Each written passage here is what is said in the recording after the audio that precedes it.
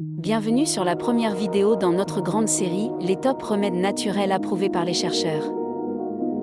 Le domaine de la psychiatrie nutritionnelle a généré des données d'observation et d'efficacité soutenant le rôle des habitudes alimentaires saines dans l'apparition de la dépression et la gestion des symptômes.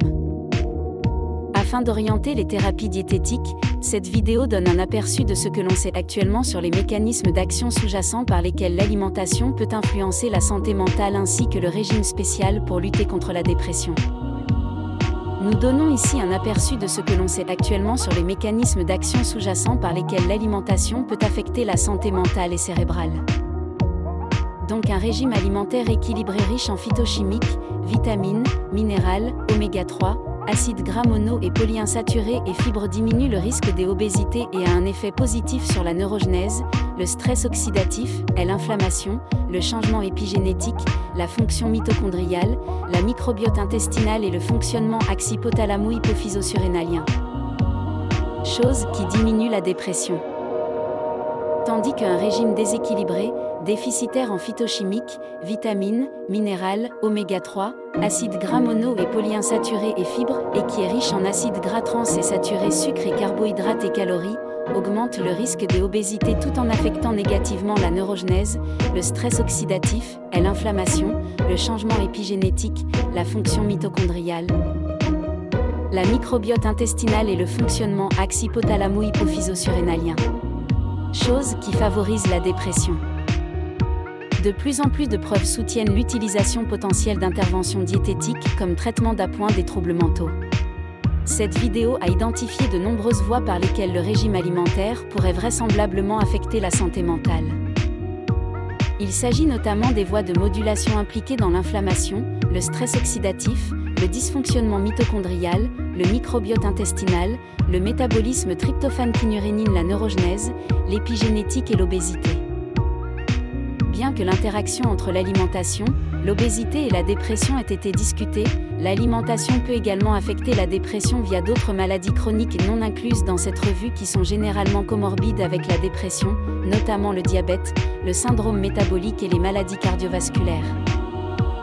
La littérature actuelle en psychiatrie nutritionnelle est largement composée d'études animales précliniques.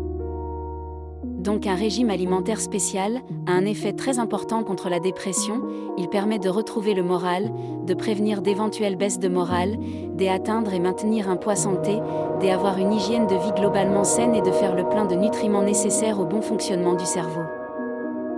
La question qui se pose maintenant. Quels sont les aliments qui atténuent la dépression ? Les aliments à intégrer contre la dépression sont des aliments riches en oméga 3 comme les poissons, les huiles et les graines de lin, les huiles de colza, en vitamines B9, B12, B6 et en tryptophane comme le foie des agneaux ou de veau, les légumineuses, cuites.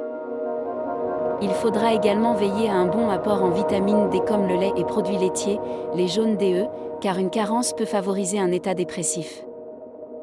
De manière générale, on recommande une alimentation brute et naturelle, contenant le moins de produits transformés possible. Des chercheurs de l'INSERM et de l'Université de Montpellier ont produit une méta-analyse des associations entre un score qui mesure de façon simple l'adhésion d'un individu aux recommandations alimentaires et la survenue de troubles dépressifs.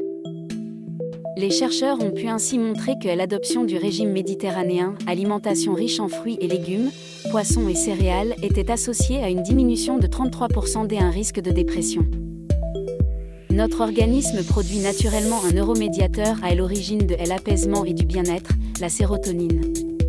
C'est lui qui vous permet d'être apaisé, détendu, moins sensible à la douleur, bref, de se sentir bien. Déficit sérotoninergique peut à l'inverse se traduire par une irritabilité, des troubles du sommeil. La sérotonine est le précurseur de la mélatonine, hormone de régulation du sommeil, voire une dépression et des troubles du poids. La leptine, une hormone de régulation de la faim, est également dépendante du métabolisme de la sérotonine. Ce neuromédiateur qu'est la sérotonine est fabriqué à partir d'un acide aminé, élément constitutif des protéines, le tryptophane. Ce tryptophane est peu abondant dans l'alimentation. Il ne représente seulement que 1% des acides aminés présents dans les protéines. L'apport minimal nécessaire serait de l'ordre de 200 mg jour.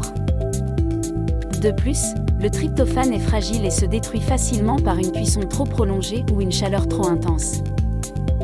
Maintenant, si vous avez été diagnostiqué comme étant déprimé, ou si vous pensez que vous souffrez d'une des nombreuses formes de la dépression, je vous invite à consulter le guide « Comment prévenir et lutter contre la dépression naturellement ». Vous allez trouver le lien en description en bas du vidéo. Abonnez-vous sur notre chaîne, et laissez vos commentaires afin d'avoir des notifications sur chaque vidéo dans notre grande série, les top remèdes naturels approuvés par les chercheurs. Qu'est-ce que vous attendez? Abonnez-vous et laissez vos commentaires. Si vous avez des sujets spécifiques, on fera des résumés pour vous.